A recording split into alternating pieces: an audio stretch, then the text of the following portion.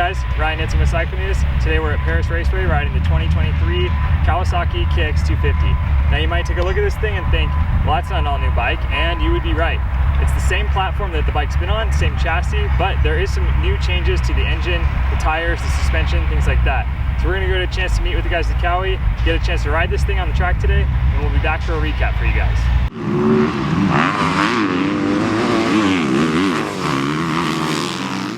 Hey guys, Ryan with Cycle News, and today we just wrapped up a very hot day at Paris Raceway riding the 2023 Kawasaki KX250. Now this bike doesn't look all new from the outside, but on the inside there's a lot of new changes. This is the current generation, and what Kawasaki does is they will continue to elaborate on the model that they have, make little refinements, and keep making the bike better. So there's some new changes to the engine internals, including new intake valves, a new downdraft intake duct, and a repositioned upstream injector. And what's cool about that is before it was shooting more towards the throttle body, and now it's a more efficient, more straight line shot from the injector into the engine. And what this does is it just creates a better feel for the throttle, better response. There's also updated gearing internally and at the final drive, updated timing, a heavier magneto, and a longer exhaust header. And all these things are really geared for just a better throttle response and a more manageable power character. This bike is the same chassis that it was in 2021 when it was redone, and the same as it was in 2022. Like I said, same bike, just a little bit more refined.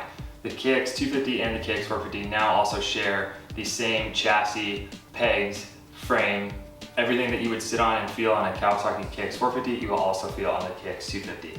The bike also has updated suspension settings, new tires, new graphics, all the things that you would normally find in a new model year. Out riding the bike on the track, what you'll notice, the bike's a very solid platform. It's obviously built from the KX450, which was redesigned in 2019. The Kawasaki KX250 was redesigned in 2021. So it's got a couple years on the platform.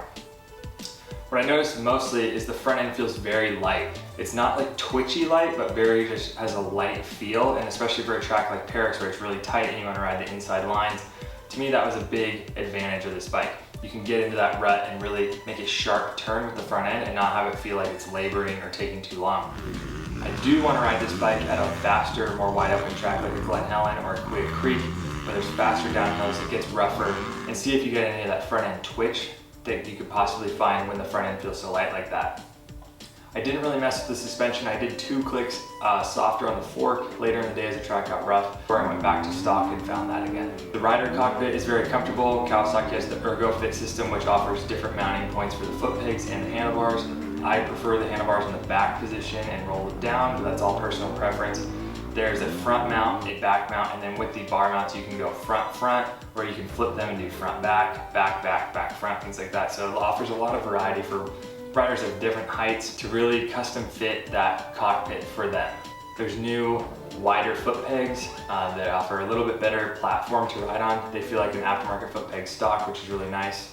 Overall, the bike feels like a standard Japanese motocross bike. It feels very similar to like a Suzuki or an older gen Honda with the hard edge seat. I think the new gen Honda is kind of moving in the direction of a European bike like the KTM or the Husky, but the Kawi is really just a tried and true Japanese bike. It's not like the Yamaha where you sit in the seat, you really sit on the bike.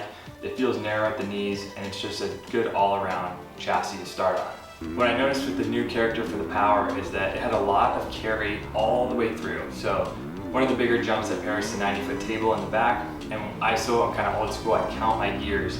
And I was noticing on a 450 I can jump that jump in second gear all day. Normally on a 250 I have to shift up into third going up the face, and on the KX I really didn't have to grab that extra shift. I could just hold it on from the bottom, carry it through the mid, and avoid that last minute shift. And it just makes carrying sections like that easier. When you don't have to shift as much on these bikes, you do still have to like rev it out. The KX likes to be revved, but you don't have to shift as much as you would on a previous gen bike. And so to me that allowed you to carry through sections a little bit easier and not have to expel so much energy while riding. The bike still comes with 3 coupler options, and I did switch to the aggressive one.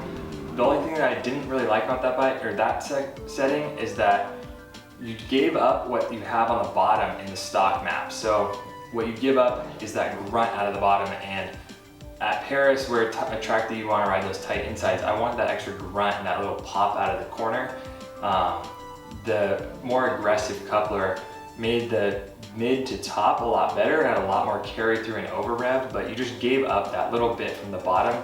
So like I said, I ended up switching back to the standard coupler and basically brought the bike all the way back to stock after kind of tweaking some things, but found that stock setting straight from the factory was really good. The Kawasaki KX250 still has a hydraulic clutch, and I do find that this is one of the better hydraulic clutches in the class. It's got great modulation and great feel. It's not as vague as some of the other ones in the class. The only thing that I don't like about this is the levers, and same thing from when the Kawasaki 450 came out in 2019. These new levers, they're just very thin and almost sharp on the finger. If you're gonna buy a Kawi, you might as well just add a set of levers in when you leave the dealership.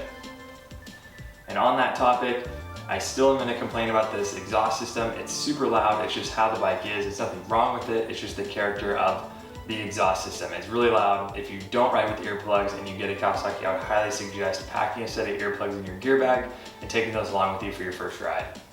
So this bike in the past, during shootout season, it always kind of falls somewhere between the 3rd and 4th, 5th mark. I kind of forget about this bike when I ride it with every other bike in the class, but riding on a day like this where this is the only bike, it really brings out the good parts of it. You know, it's really fun. It's a super comfortable chassis. The power, especially with the new engine updates, is really usable. It carries really well through on a variety of conditions, variety of sections, makes it easier to ride. And a little sneak peek about this thing, we actually rode this day with Jason Anderson and the rest of the Pro Circuit Kawasaki team. And Jason jumped on this bike, a stock Kawi 250, and we heard that he put down a faster lap than any of the Pro Circuit guys did. So it just really shows the capabilities of this platform even in stock trim. Really excited to put this bike up head to head with some of the other bikes in the class and see how it shines. Thank you guys for watching. Be sure to like, follow, and subscribe. We're going to keep bringing you 2023 model year content as the new bike season continues. As always, check out Cycle News Magazine where we have new issues every Monday. You can see photos, full write-ups, race reports, and more. Thank you guys. We'll see you next time.